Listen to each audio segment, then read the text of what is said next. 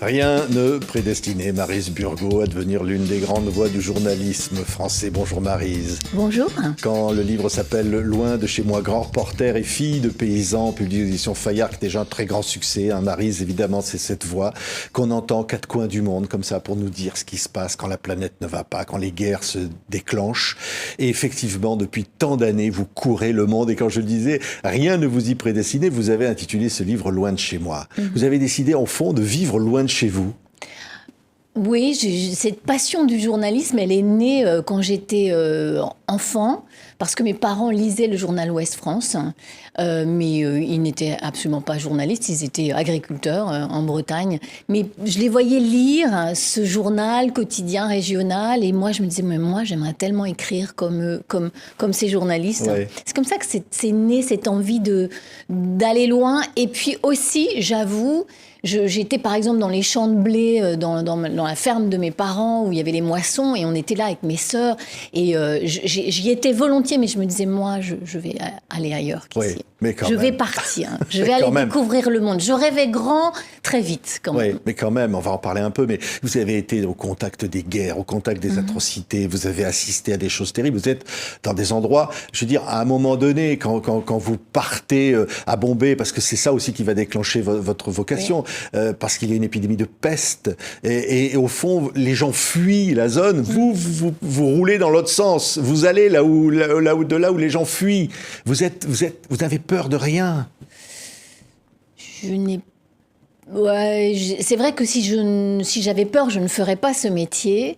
J'ai beaucoup de pression. Je ne dis pas que j'ai peur. J'ai beaucoup de pression quand c'est dangereux, et parfois c'est très dangereux. Je ne dis pas que j'aime la guerre, je n'aime pas la guerre, mais j'aime aller dans les endroits où il faut aller soi-même un peu vers ses limites. Et rencontrer aussi des civils, des soldats, des gens qui se battent avec beaucoup de conviction. Ce sont des expériences fortes. Quand vous commencez à les vivre, finalement, vous avez toujours envie de retourner. Oui. Oui, mais alors vous êtes la maman de deux garçons. Vous racontez des choses absolument dingues. C'est qu'un jour vous êtes au Donbass, vous essuyez des tirs sur votre voiture et le téléphone sonne, votre téléphone portable, et c'est votre fils qui vous appelle. Oui, mon téléphone est dans mon gilet pare-balles. On vient d'essuyer des tirs d'obus très très proches. Vraiment, on est passé tout près d'une vraie catastrophe.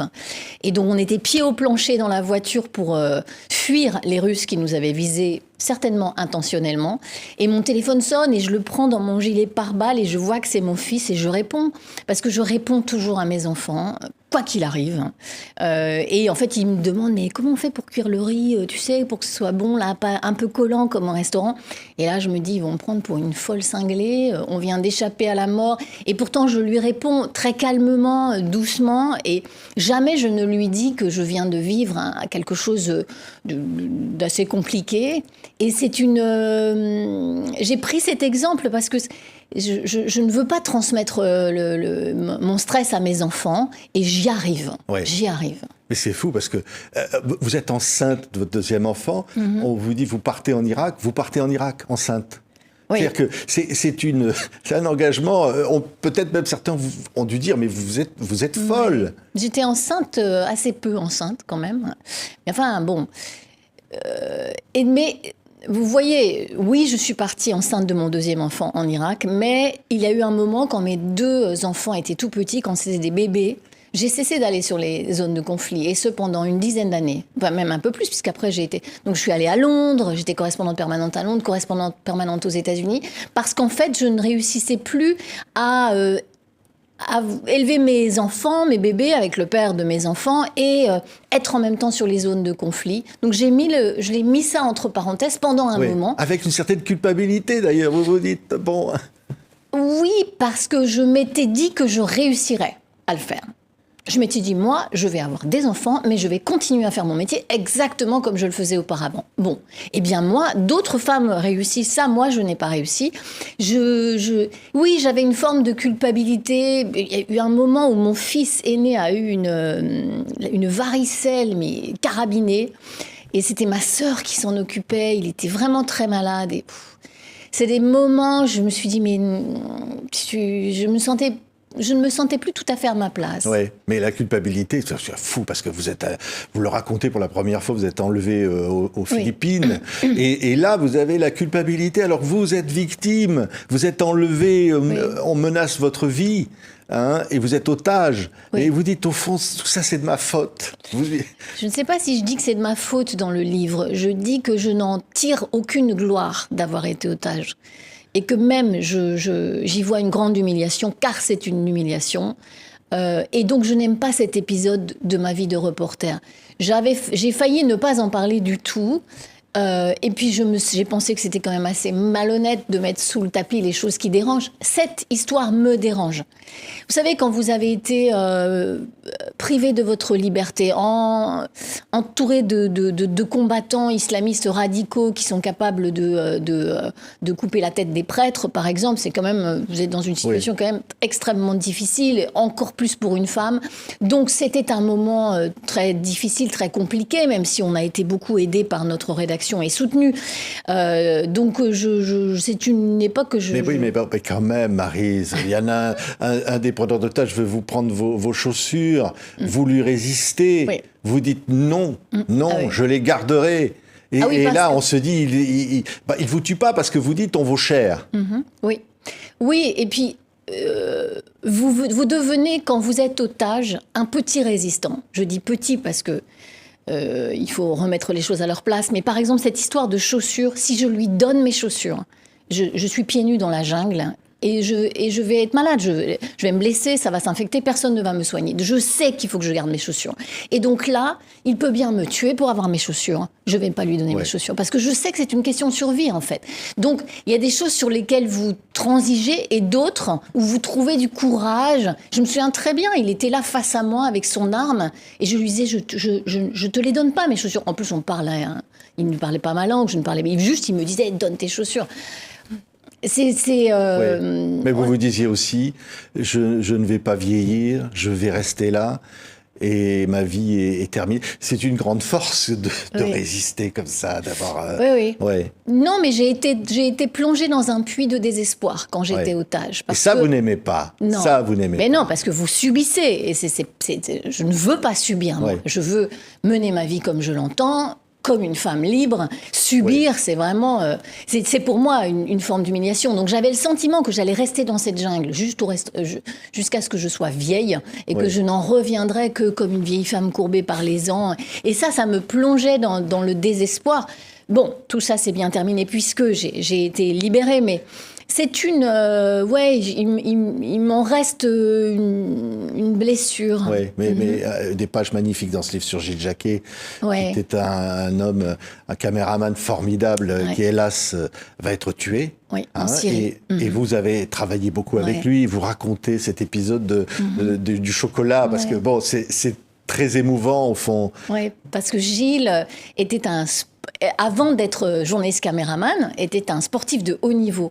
Et donc, on était partis, on était au Monténégro, on voulait suivre les milliers de civils qui suivaient Kosovars qui quittaient la Serbie. Et on est partis un peu comme ça, très rapidement. Et lui, il avait un morceau de chocolat dans son sac et ça faisait des heures et des heures qu'on n'avait rien mangé, qu'on avait froid. On était exactement comme les civils que l'on suivait, c'est-à-dire frigorifiés, affamés et un peu terrorisés quand même. Et il y a un moment, il a sorti son chocolat de son sac à dos et on n'avait rien à manger. C'était miraculeux ce chocolat. Et toute ma vie, plus jamais j'ai mangé un chocolat aussi bon que Assise sur la neige, le morceau de chocolat de Gilles. C'était vraiment un personnage très, très brillant, intelligent, solaire et très, très attentif aux autres. Mais on dit à un moment... Vous allez faire un duplex, vous parlez d'un candidat américain à une élection, déjà, et vous apprenez la mort de Gilles Jacquet. Et là, vous dites, j'ai envie les 2 minutes que j'ai à l'antenne en direct, de parler de Gilles. Et tant pis si je suis virée, parce que c'est pas ça qu'on veut que je fasse. Oui, ça m'effleure à un moment. Je me souviens très bien, j'étais dans un état où il faisait très très froid. C'était quelque chose sur la campagne présidentielle. Et j'apprends qu'il est mort. Et mais je suis en apnée. Je me souviens très bien de faire ce direct en apnée. Et en même temps que je parlais de Mitt Romney, qui était donc le candidat à la présidentielle dont je parlais, je me disais, Gilles est mort, mais mon esprit était dissocié. Ouais. Ouais, le Kosovo, le nettoyage ethnique, le tsunami en Asie. Vous voyez des enfants victimes et vous dites souvent, je pense à mes enfants quand je vois des gosses comme ça. Ouais, tout le temps. Qu'ils soient bébés, adolescents, grands, je ne vois que mes enfants, moi. Quand j'en croise, par exemple, quand vous êtes en Ukraine et que vous voyez des jeunes soldats amputés des 2 jambes, ils ont 20 ans. Moi, j'ai un fils qui a 20 ans. Je ne peux pas m'empêcher de penser à mon fils de 20 ans.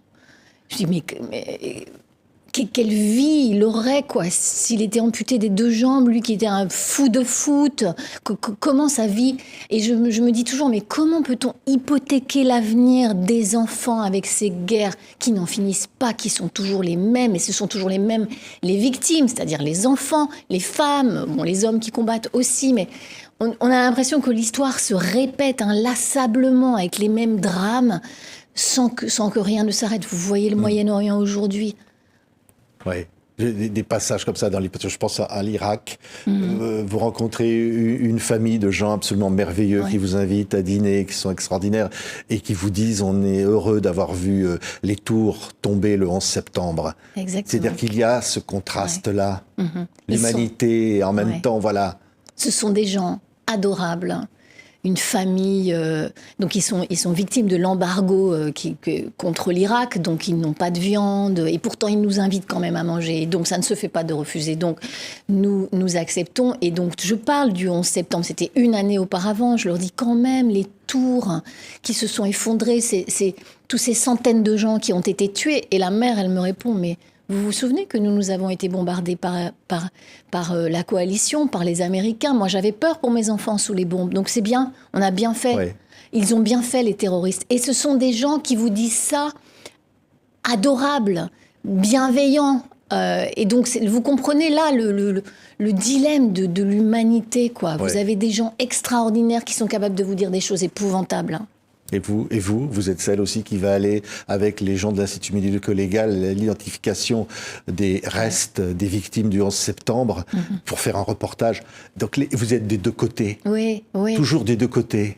Oui, on était à New York pour le premier anniversaire et là encore, je pense à mes enfants parce que je suis avec une famille et le père de famille, donc ils avaient un fils qui était promis à un grand avenir, il devait avoir 22, 23 ans, il travaillait dans l'une des tours et il a été pulvérisé comme toutes les autres personnes. Et ce père me dit, moi je suis là pour essayer de trouver, je ne sais pas, une trace de mon enfant. Et bien sûr que c'était un trou béant 1 an après. Et je voyais les larmes silencieuses de ce père de famille qui coulaient comme ça. Et je me disais, mais si c'était mon fils, je ne peux pas m'empêcher de me dire ça. Vous seriez pareil, vous voyez. Et donc là, vous touchez de près l'immense douleur d'une famille. Et je me souviens, le soir, ils étaient à l'hôtel et nous, on est repartis, on les a laissés là.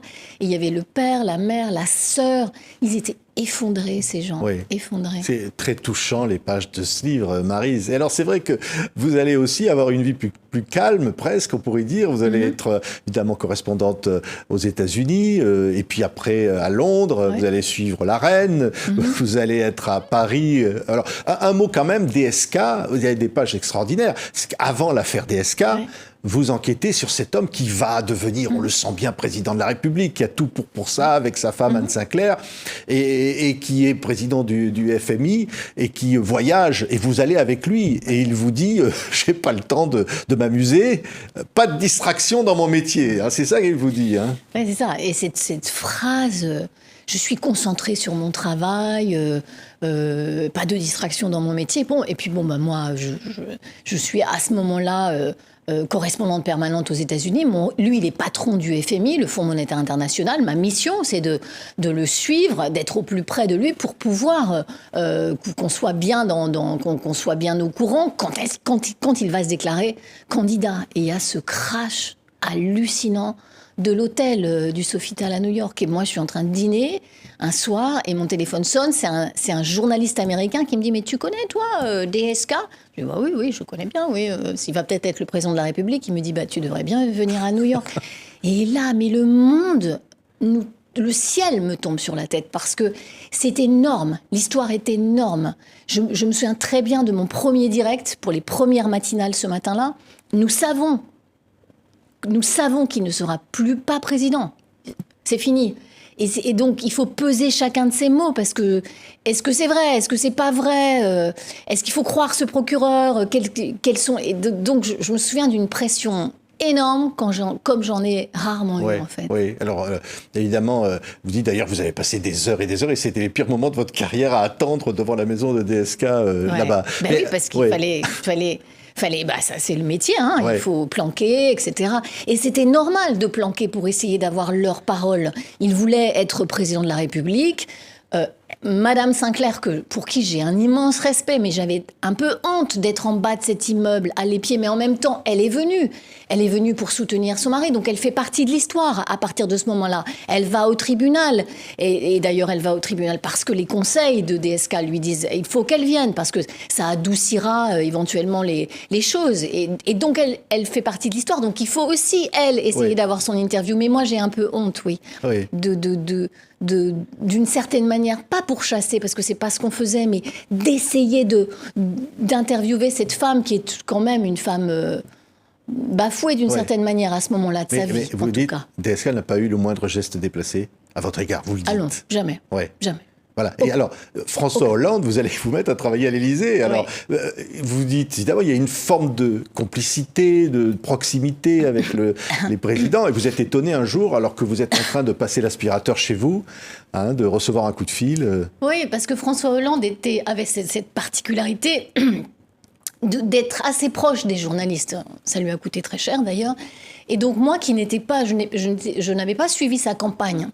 Donc je n'étais pas proche de lui, contrairement à plein de journalistes qui étaient chargés du suivi de l'Élysée. Mais assez rapidement, finalement, il m'a proposé de le voir en tête-à-tête, peu de fois, mais de temps en temps, ce qui aujourd'hui n'est plus possible. Par exemple, je pense avec Emmanuel Macron, en tout cas moins facile. Et donc oui, un jour, je suis en train de passer l'aspirateur chez moi, et mes deux enfants sont assez petits à ce moment-là, et c'est le président qui m'appelle pour m'expliquer une mesure économique qu'il voulait prendre. Il passe du temps au téléphone. Il passe du temps, oui. Vous êtes étonné, vous dites, mais... C'est-à-dire, je me disais, waouh, mais est-ce qu'il fait ça avec tous les journalistes? Ça lui prend quand même du temps, quoi. Enfin, le président de la République doit avoir un agenda quand même incroyable. Mais il avait ce souci, de s'expliquer lui-même.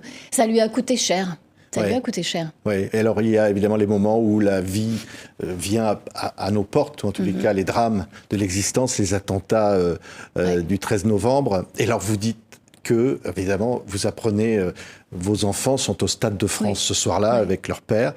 Et là qu'est-ce que vous dites quoi à ce moment-là ? Mais au début, je n'arrive pas à les joindre. Et donc, c'est étonnant d'être rattrapé soi-même par le terrorisme. Vous voyez, on pense que le terrorisme, c'est les autres. Moi, j'ai couvert tant en Irak, il y avait des attentats terroristes tout le temps. J'ai grandi avec les attaques terroristes, moi. J'ai vieilli avec les attaques terroristes. Et tout à coup, ce sont vos enfants qui sont dans un stade où il y a des terroristes qui attaquent. Et donc moi, une fois de plus, mon esprit était dissocié, c'est-à-dire que je vais à l'Élysée, parce qu'il faut travailler, rendre compte, je suis chargée du suivi de l'Élysée, et dans le même temps, j'essaie de savoir comment vont mes enfants. Bon, puis finalement, ça s'est très bien passé, ils ont fait tout ce qu'ont fait tous les gens qui étaient au Stade de France à ce moment-là, tout le monde est allé sur la pelouse, et puis finalement, c'était l'attentat le moins difficile et le moins meurtrier de cette terrible soirée. Oui. Un mot encore, parce que il y a tellement de choses dans ce livre. Les enfants de Daesh, c'est touchant aussi. La réalité de la guerre, ce sont ces gosses français qui sont là-bas dans des camps. Ah oui, moi, l'innocence, les enfants ne sont pas responsables des actes de leurs parents, évidemment. Donc, de voir ces enfants grandir dans ces camps, et depuis des années maintenant, parce que ça fait longtemps qu'ils sont dans le Kurdistan syrien, retenus dans des camps, certains ont été rapatriés, mais pas tous, de voir les conditions de vie et de voir comment ils grandissent dans la haine de l'Occident. Parce que comment peuvent-ils grandir autrement? On les parque dans un endroit, il fait une chaleur de bête l'été, un froid de gueux l'hiver, on mange difficilement, les mères, enfin c'est la grande misère, c'est la grande misère. Donc forcément, ils grandissent dans la haine de l'Occident et dans la haine des journalistes que nous sommes. Moi, je me souviens très bien de voir un jeune garçon, mais il était haut comme ça, à me faire comme ça. C'est glaçant. Il me détestait, il nous déteste. Et comme c'est terrible, ça. Oui, Maryse, quand je pense que vos débuts, vos collègues vous disaient « Maryse, ta voix, c'est pas possible. Oui. T'as pas une bonne voix, toi, la fille de paysan. » C'est ça. C'est un peu une revanche. C'est un peu une revanche d'être venue aujourd'hui. Il paraît que vous êtes la reine du village. Hein. Vous avez grandi, la star. Hein. Oui, petite star, mais dans mon village en tout cas. Non, oui, c'est vrai. On m'a dit. Non seulement on m'a dit que ma voix n'était vraiment pas géniale, mais on m'a aussi dit que en fait, je ne pouvais pas faire ce métier et que aussi peut-être que je n'allais pas rester à France Télévisions à cause de cette voix. Bon, c'était au début, oui. C'est passé au bout d'un moment, mais il a fallu travailler, s'accrocher. C'est aussi pour ça que j'ai fait ce livre, vous voyez. Oui. Ne vous arrêtez pas à ceux qui vous disent « Non, mais toi, t'as pas tout à fait le profil. » Non, mais parce que vous vous sentiez pas légitime, fille de paysan. Oui, oui. Vous vous disiez « Est-ce qu'au fond, c'est pas pour moi tout ça ?» Je me suis dit ça, mais je me suis accrochée, vous voyez. Et je continue de parfois penser que je ne suis pas tout à fait légitime. C'est ainsi. Moi, je suis comme ça. Et je crois que c'est vraiment lié à l'enfance. C'est l'enfance qui décide. Bon, moi, mon enfance dans un milieu très rural et très agricole m'a donné une forme de fragilité, parce que je n'étais pas entourée de livres et d'intellectuels, mais beaucoup de force aussi. Je suis une bosseuse, je ne fais pas semblant de travailler. Quand je vais en reportage, je m'arrache pour que ce soit le mieux possible, parce que j'ai vu mes parents faire ça toute leur vie. Oui, c'est pas la combattante, j'ai envie de dire. Oui. Maryse Burgot. Je sais pas vous, mais là, c'est extraordinaire de vous entendre, Maryse. Parce qu'il y a la passion, c'est un mot qu'on peut employer. Oui, malgré les années, j'aime passionnément ce métier. Je ne pars... J'aime partir, j'aime beaucoup rentrer aussi, parce que comme ça, je retrouve les miens, mes enfants et tout ça. Mais je suis... oui, j'ai exactement la même envie d'aller en reportage que celle que j'avais quand je suis sortie de l'école de journalisme. Pareil. Ouais. Je ne me dis pas, oh là là... parce que c'est le reportage, que ce soit dans les zones de guerre ou pas d'ailleurs, c'est physique un peu. Hein. Il faut... et puis nous, maintenant, on a des heures de diff, il faut diffuser à 13h, à 20h. On n'est pas en vacances. C'est un peu physique et difficile. Mais vraiment, moi, j'ai gardé intacte cette envie de raconter, dire les faits, raconter ce qui se passe pour que les gens puissent écouter les faits, parce que moi je ne suis pas éditorialiste, je ne donne pas mon avis qui n'intéresse personne, et à partir de ce qu'ils voient, de mes reportages, peut-être se faire une opinion, une idée, évoluer eux-mêmes sur leur position. Je trouve ça très noble. Moi j'ai l'impression de faire quelque chose d'essentiel et de noble, raconter les faits, voyez ? Merci. Maryse Burgot, voilà. Ce livre est absolument formidable. Il s'appelle Loin de chez moi, grand reporter et fille de paysan chez Fayard. Et c'est déjà un carton, je le disais, hein, les gens adorent. Mais je vous remercie de m'avoir invitée. Ouais. Merci. Maryse Burgot était notre invitée.